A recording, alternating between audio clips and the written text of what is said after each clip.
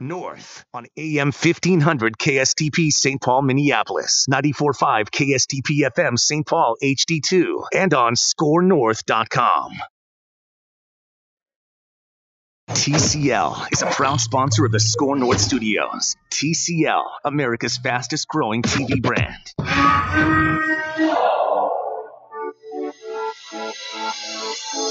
It's Purple Daily. Yes, welcome in to Purple Daily. Matthew Coller here, along with ESPN's Courtney Cronin. Manny Hill is producing. Courtney, people are still mad online. You did something to the greater Twin Cities audience yesterday that cares about the Vikings, cares about being plugged in ahead of free agency, and you really lit a fire under some people about this Antonio Brown potential scenario 1, 2, 3, 4, 5 that you laid out about him coming to the Vikings. And, you know, I just like sitting back and watching the world burn most days. That's what I do during the off season, and that's what I did. I can't help myself when I think about a football scenario one day, last Friday. Imagine the Vikings, if they traded for Antonio Brown, that'd be a pretty unstoppable offense. And here's me thinking, well, let's see, what do we got here? A couple weeks till the combine. We got a long time till the draft. Free agency doesn't open till the middle of March. So, well, let's have a conversation about this since Antonio Brown is out there and you can trade for him. And that one time the Patriots traded a 4th-round pick for Randy Moss and then Tom Brady threw 50 touchdowns. So maybe this is a good idea for the Vikings. I did not expect, when I brought up the idea of the Vikings trading for Antonio Brown, for people to be standing outside of my house with pitchforks and torches threatening to take me down because I suggested they trade for a really good wide receiver. I will not issue an apology for that.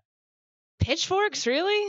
And torches. Is throwing a Molotov cocktail through your window? I am amazed at the number of ridiculous opinions on this Antonio Brown thing. It is very simple. If you have 3 unstoppable wide receivers, you're probably going to be good at football. This is not a hot take.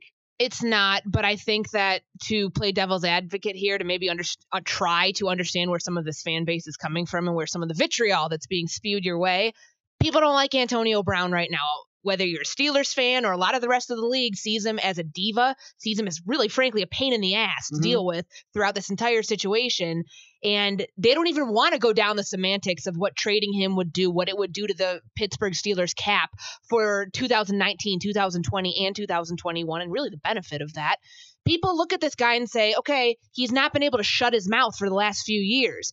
He's been Facebook living or Instagram living in the locker room. The nonsense he said about Mike Tomlin was uncalled for on social media. I mean, yes, we know about him and Ben Roethlisberger. Ben Roethlisberger doesn't get along with a lot of people. He's tough to get along with. Okay, that's been out there.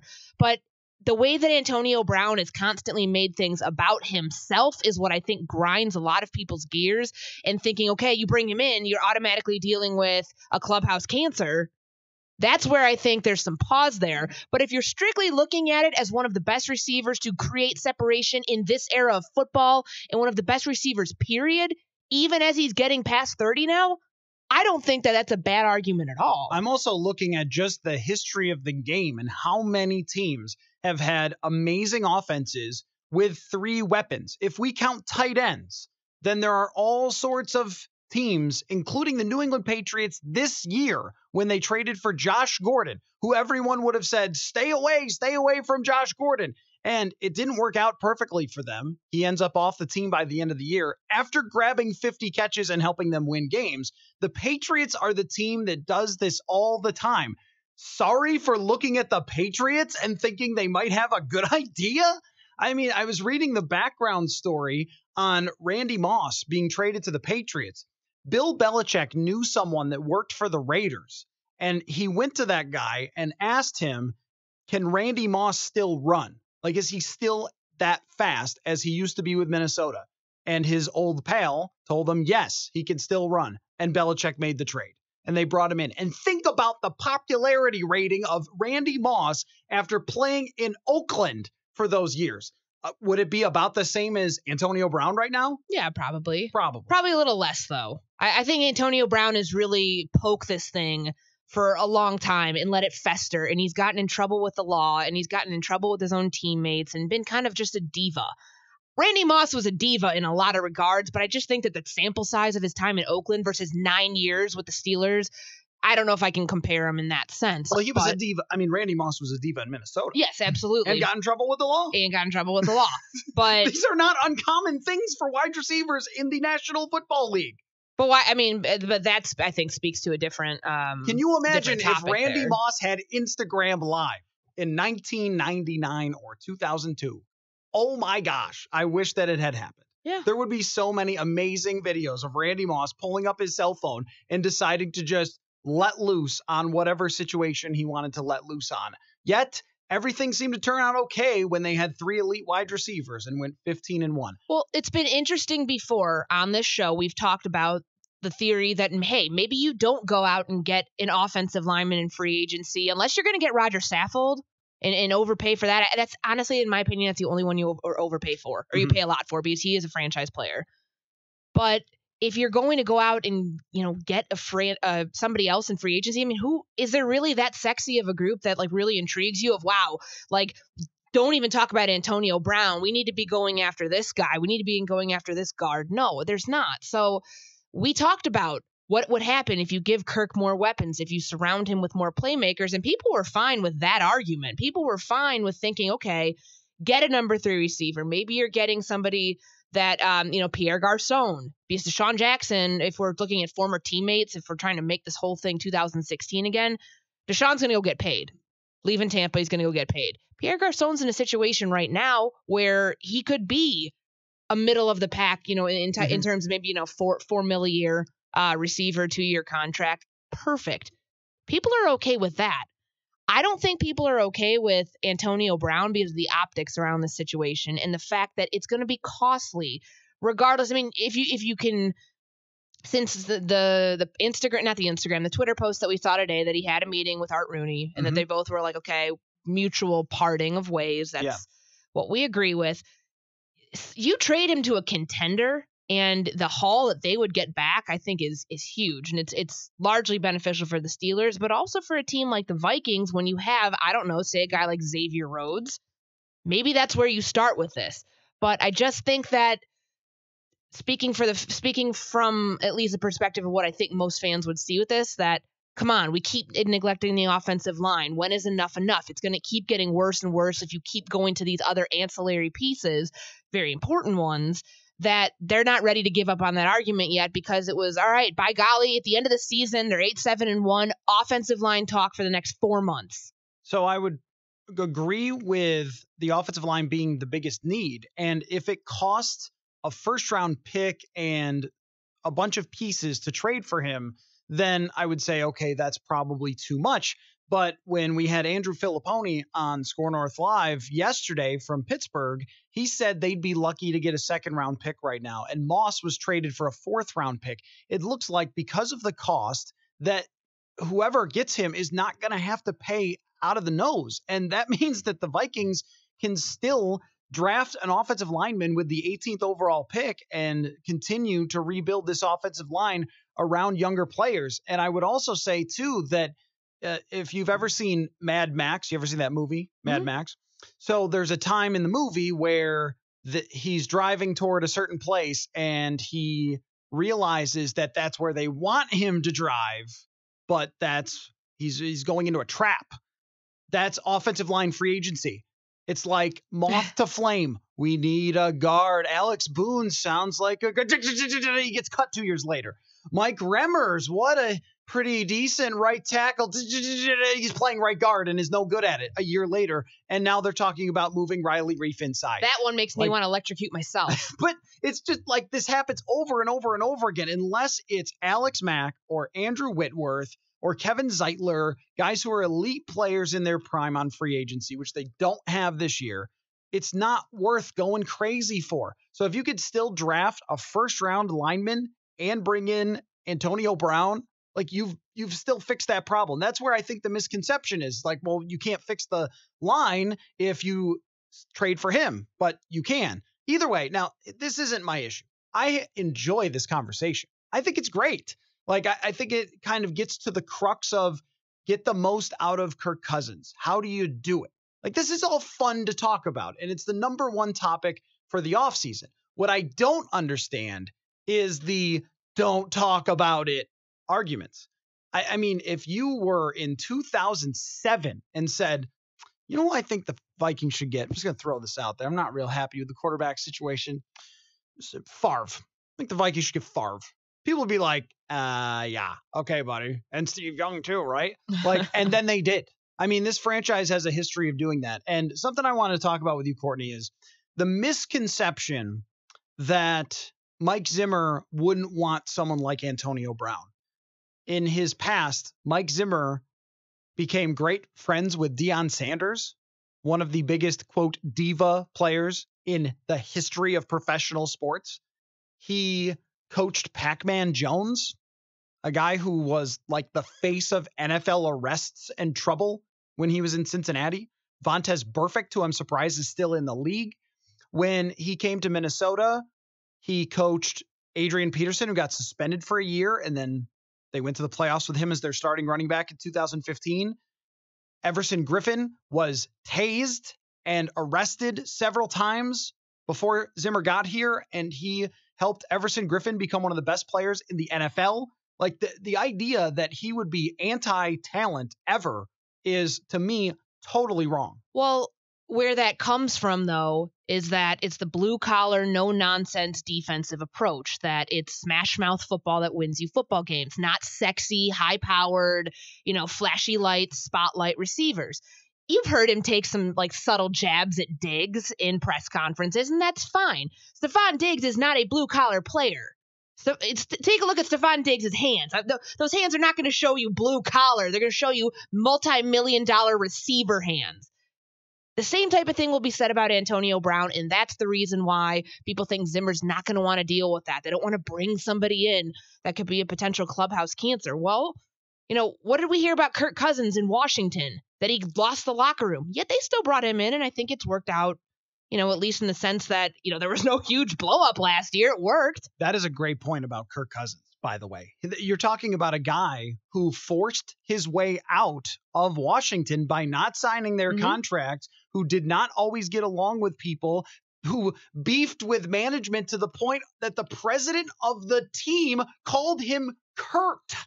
Like, why would we not, let's just think, why would we say these things about a wide receiver, Antonio Brown, but not a quarterback, Kirk Cousins, where there's some of the same crossing of lines? I can't figure that out. Well, besides what you're actually getting at, I think it's a diva position. People think of that in cornerbacks, and they think of trash talkers that sometimes get in their own way and can't get their foot out of their mouth.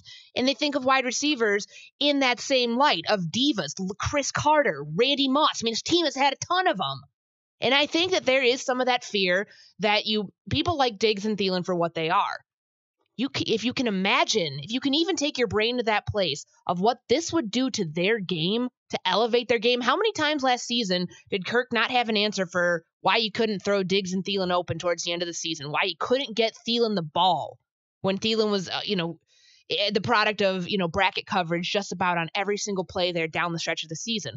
Well, you have another option, a very good one, and an elite one for that matter, who already has chemistry with a lot of the guys on this team. I mean, he works out with Xavier Rhodes in the offseason. I believe Stephon Diggs has had some work with him too in Miami. This isn't like you're bringing some foreign object into your locker room. I don't think chemistry, we should even be talking about that. I really don't. That's a great point about him and Rhodes. Those guys are super close. Yeah. And Rhodes is still, even though he didn't have the greatest year of his career, is still, I think, a key player. That we've talked about the possibility of trading him, and it's a realistic I would thing. like to talk about where that could potentially fit in here. Yeah. I don't know if it's a possibility. I think there's other possibilities, but if you could throw him somehow in here, not saying, player for player swap, obviously there'd be picks in there too, but that would be really intriguing. I think that it makes sense in terms of creating cap space. It doesn't make sense in terms of the personality, because I feel like you have to have Xavier here because they are so close. Oh, sure. That would make a significant difference for how he could on possibly paper fit it makes sense.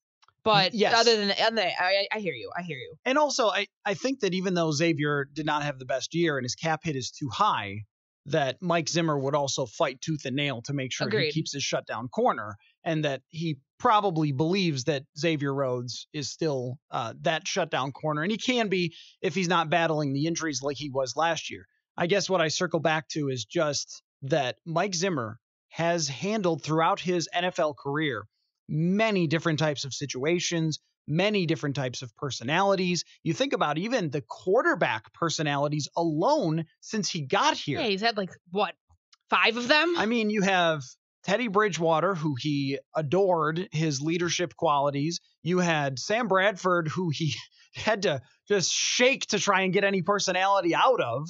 He talked about that even last year of trying to get Sam Bradford to show some leadership and show some personality. And then Kirk Cousins, who has been a completely different animal.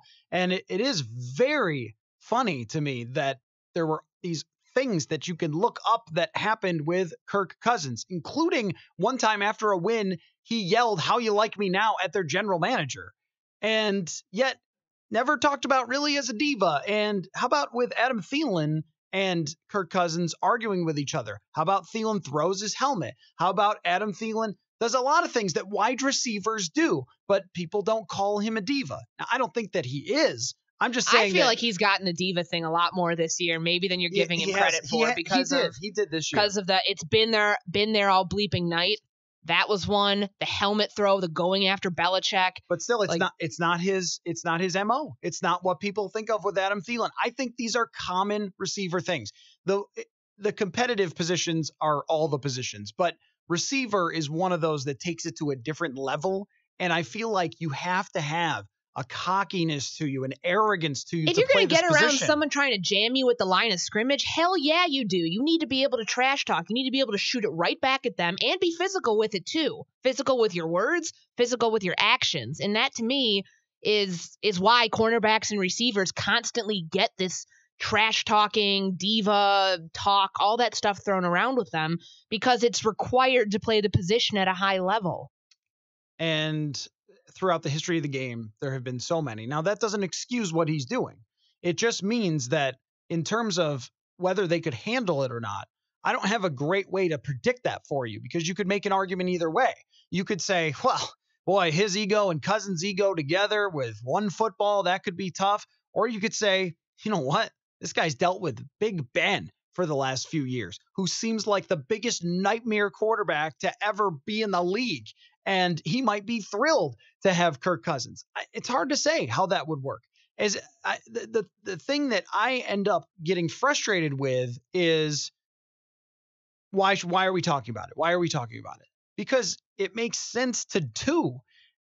Whether you look at any direction here, whether it's just the history of teams that have had 3 wide receivers like this, or whether it's this current situation with the Vikings and how it might fit, or as it pertains to Kirk Cousins. That's what it's all about for me. What does he need to succeed? He needs options. He needs weapons. And that team in 2016 in Washington was stacked with 5 different really good players that he could throw to at any time. This team has 2 dangerous weapons and 1 guy who catches every 6-yard pass his way. And that's it. And Dalvin Cook, who they didn't throw to enough. Yeah. They need more. I think people can't get past the salary cap argument with it. That's lazy. That's lazy because of what it does to both sides. You get a lot of, if you're the Steelers, you get a lot of cap flexibility in 2020 and 2021. If you're the Vikings, you have to move around a lot of pieces to probably make something like this work. If you watched Antonio Brown's video last week, the thing that rubbed me a little wrong on this was that, it's a video of thanks Steeler Nation. I mean, he demanded the trade through the video, and it was like Lil Uzi Vert song. I don't know if you're familiar with him. Everyone is, I think. Okay. I didn't know if honestly you were. I know Manny's shaking his head back there. Manny knows. And it was a song about, I think it's called Do What I Want. And it was just this line repeated. Now I do what I want. Now I do what I want. Now I do what I want. Sweetheart, you've been doing what you want this entire time. I'm surprised I haven't listened to this. And I think that you put this into a situation where if he wants to, he's not controlling free agency here. This isn't free agency. He's going to be traded. They still have his rights. And that to me doesn't make any sense as to why His mindset is that way. So I think that does rub people wrong, and I think it could pose problems as teams are trying to figure this out. People hate when players control their own destinies. They just hate it, and it makes me because he doesn't happy. right now. He doesn't right now. Well, he demanded a trade. He's probably going to get it, but realistically, he does not control his own. He's not a free agent. We're going to talk to Blake Baratz, who is Adam Thielen's agent next, so we can ask him about players controlling their own futures. That's what happens when we come back. We'll talk about Adam Thielen, his future, his past, what Blake can tell us about what has made Adam Thielen a special wide receiver. Did you know he went to Mankato? We'll talk to Blake Baratz when we come up next.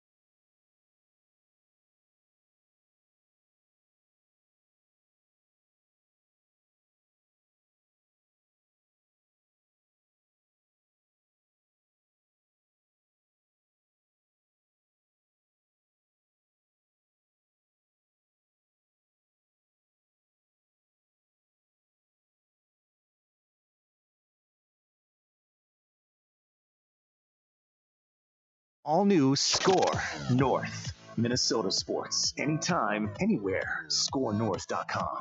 And this portion of Purple Daily is brought to you by Fratelloni's Ace Hardware and Garden Stores, proud sponsor of the Beer Show, heard Thursday evenings right here on SKOR North on 1500.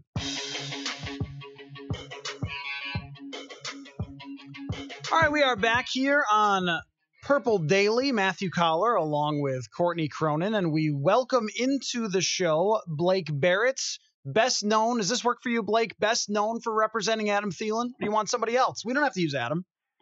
Sure, whatever works for you. We can I don't use want to insult any other clients. we can use Jonathan Allen for this, or whoever you want to use. But since people best know Adam Thielen, I do want to tell you, Blake, that you cannot ruin my fun times online trying to get the Vikings to trade for Antonio Brown. I won't let you.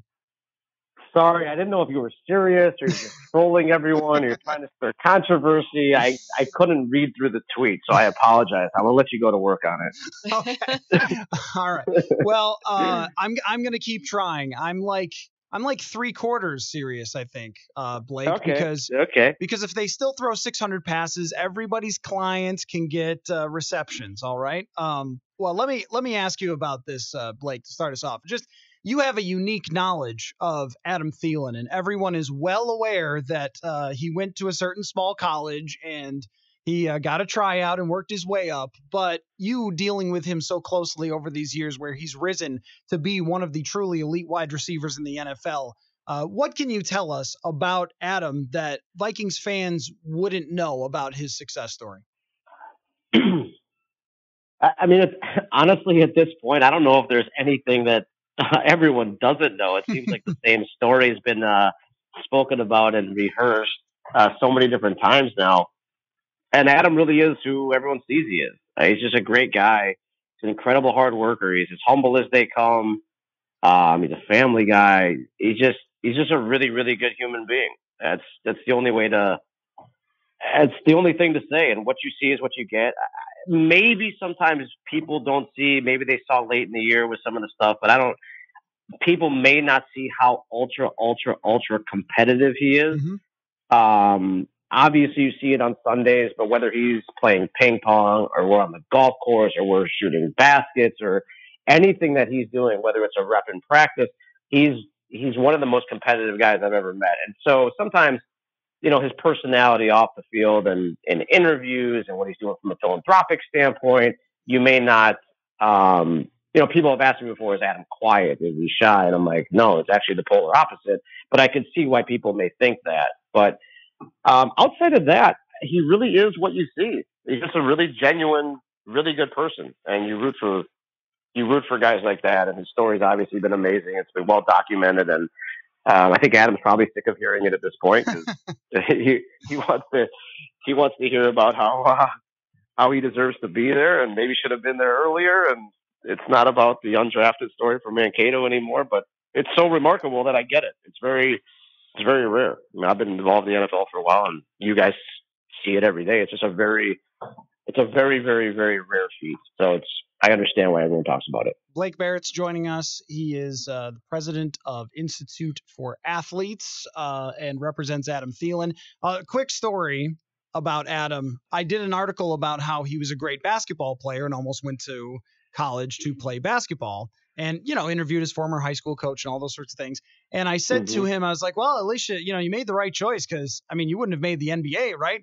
And he said, well, you wouldn't have thought I would have made the NFL either. So it just, yeah. I think that kind of speaks to his competitiveness. He's serious too. Oh yeah. No, he was serious. But he believes it. I think he was a little offended that I said it. Oh, for sure. He hates you now. Blake, when we talk about that competitive edge and that fire, we saw a lot of that the latter portion of this season.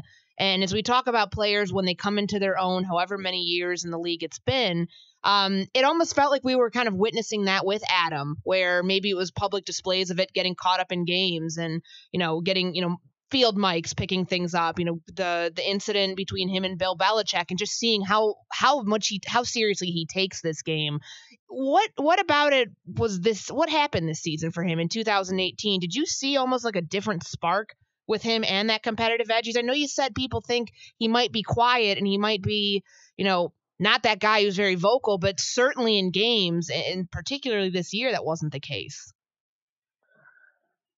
Yeah, I think what you saw come out this year was just maybe some levels of frustration that maybe he hadn't dealt with, certainly not dealt with the last couple of years. He had a phenomenal breakout year 2 years ago, then he had another breakout year with Case Keenum, but most importantly, the team was winning and the team was overachieving. And at the end of the day, that's what he cares about the most. So I think I think what you saw was a guy that hates to lose. And I think that came out because of the potential and the expectations, and maybe, you know, the offense not producing to the level that they certainly expect, and ultimately they put it on their shoulders that the Vikings aren't winning games, and that's what bothers me. Adam couldn't care less whether he catches 3 balls in the game or 12 balls in the game. If the team wins or the team is winning and is moving in the right direction, is ultimately what he cares about. So I think the frustration kind of peaked and mounted at certain points of the season, and I think he's more comfortable in his role than he's been in the past. If the team was losing and he's on the practice squad, you can't be yelling at Bill Belichick on the sideline. If you're a little more comfortable in your role and you're getting fiery, you're a little more secure.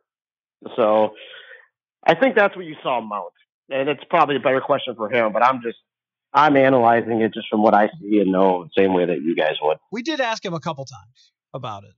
just one or two. I think we were the only people to ask him. And the other thing that Adam could not care less about is talking about his contract situation, which obviously I'm sure it's a question you get 2 or 3 times a day. Actually, this is great. This is great, Blake, because every time we ask Adam about his contract situation, he says, talk to my agent. Why I have an agent. So now we've got him. So we are. What does this offseason look like as you try to, potentially navigate a new deal for Adam? I mean, it's been kind of the writing on the wall there for a little bit. He says that that's not any of his focal area off season or during the season. But now, as we are approaching the new league year, what does the next few months look like for both you and your client? Yeah, in a perfect world, we'd like to get something done. I don't think that's news to anyone. It's not going to be news to the Vikings or news to Adam or probably news to any of you. And we're going to sit down here and have conversations in these coming weeks, and we'll see where that leaves us. I think everyone knows that Adam deserves a new contract. It's not as simple as just doing a high level extension in a vacuum. There's other pieces, and the Vikings have done a phenomenal job of managing their salary cap. Rob Brzezinski is one of the best in the game at what he does, and it's not just how do we reward Adam Thielen, it's how do we put our 53-man roster together that also allows for us to have continued success into the future. And I understand that. I have a job to do, and Rob and Rick and the Vikings have a job to do, and we respect what each other does. It doesn't mean we always have to agree, but we respect what each other has to do as our profession. And I have a lot of respect for those guys. They've built an unbelievable organization. They've built a really, really good locker room, which I don't think people realize that's not the case everywhere.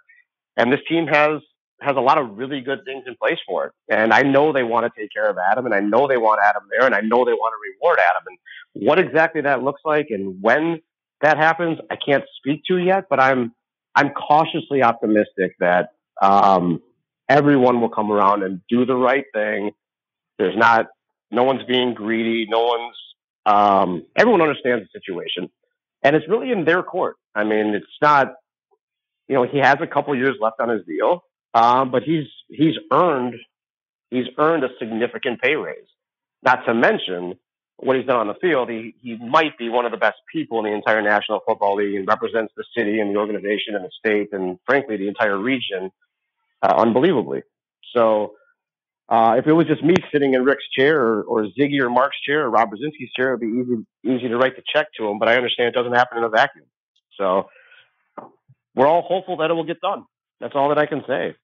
Talking with Blake Baratz, the Institute for Athletes, and represents Adam Thielen. Now, Blake, I had someone say to me last year, if it wasn't Adam being who he is, that he might have done what Antonio Brown is doing or something, or he might have done what Le'Veon Bell did last year and decided to sit out and wait for more money. Now, what is your outlook, I guess, on players controlling their own destinies in football? We see it so much in basketball, and it makes for great entertainment for us, I got to tell you, when somebody demands a trade or things like that.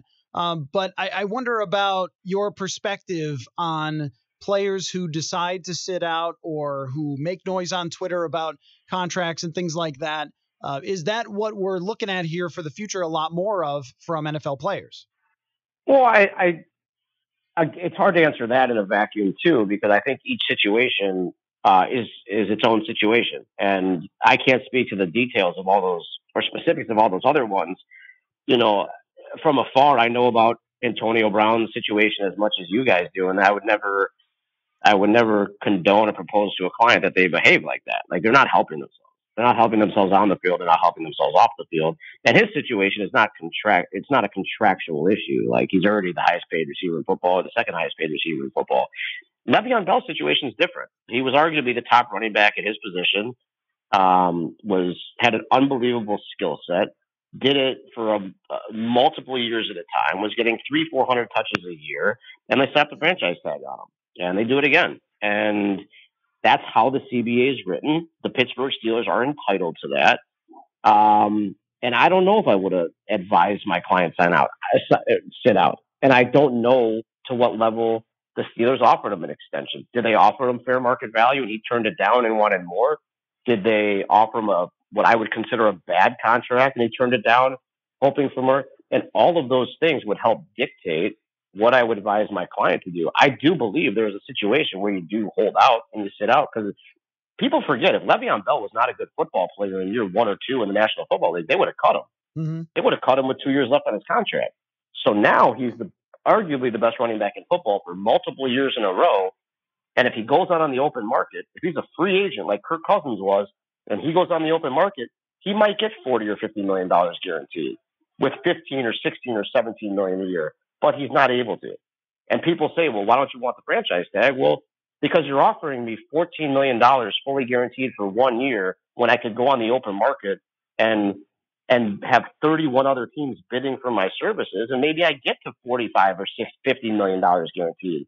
So when you compare apples to apples, it's not fair. And then you can do it again, and then in the same breath, if I didn't play good football, you could cut me after a year or two. So the rules are very heavily slanted towards the owners, and hopefully these things, or some of them, get fixed under the CBA when it expires in 2020. But each situation is different. You know, I can't speak to those. Adam's not that type of person. I would never condone a player to hold out or be disruptive if it wasn't for a very, very valid reason. And a valid reason, to me, is both sides working in good faith to come to a conclusion that makes sense for everybody. If you're a team that's just going to shove things down a player's throat, then you might get that in return the opposite way. If we're trying to work in good faith and we just don't come to an agreement, I mean, that's business. That's fine. We all respect what we each other do, and we move forward saying we tried. I think what happens in holdouts, or when you have unreasonable expectations, or you have different agendas, that's when these things really become ugly. So it's a very case-by-case basis. That's a long-winded answer to your question. It's a good one, though. Well, when you take a look at the Antonio Brown situation, that's, all over our TVs and radio and Twitter right now from like the 30,000 foot level, it almost to me kind of looks like he's treating it like he's a free agent, even though he's still, he's requested a trade, sure, but the Steelers still hold a lot of the rights here and a lot of the power. Yet it almost looks like Antonio Brown doesn't see it that way and sees that regardless, he's going to be able to call the shots here, which I don't know is really the case. How do you see a situation like this where it was certainly there were words said, there were Instagram videos made. How does this work out, or what could be the possible best case scenario, and maybe one that's not so great, just given the circumstances surrounding this?